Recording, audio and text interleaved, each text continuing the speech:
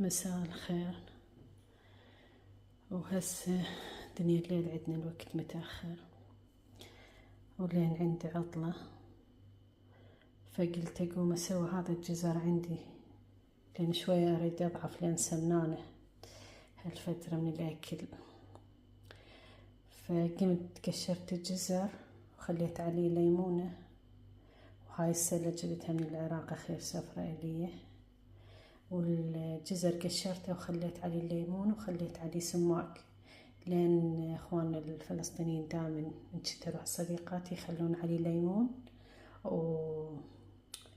وشنو يا رب نسيتها، وكمون هم خليت عليه شوية كمون، بس أنا ضفت عليه سماق لأن أحبه ويا السماق والليمون.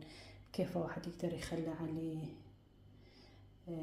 نيمندوزي، بس هذا يمكن صحي وهواي يساعد بالرجيم. والله جربته، يعني كل ما تجوعين تردين تروحين تاخذين لك، تخلينه قدامك طبعا بالصالة، تخلينه قدامك قدام عينك مو بعيد على مود ما بيك حيل تتعاجزين تروحين تقشرين وهاي.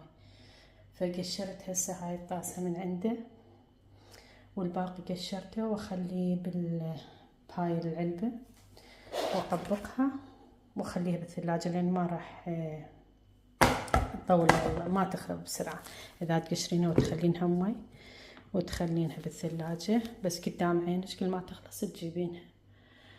وهاي هي وذيك هي على مود اخليها قدامي، ما اروح كل ساعة اكلف اشيله هاي واشيل اي شي قدامي، لان جربته هواي، جربته بالرجيم والله العظيم نزلت علي نزول مو طبيعي يعني.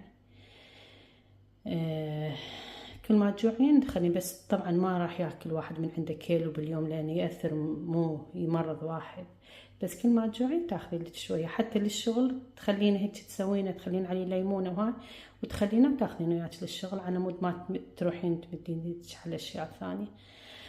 وهاي هي وذيك هي.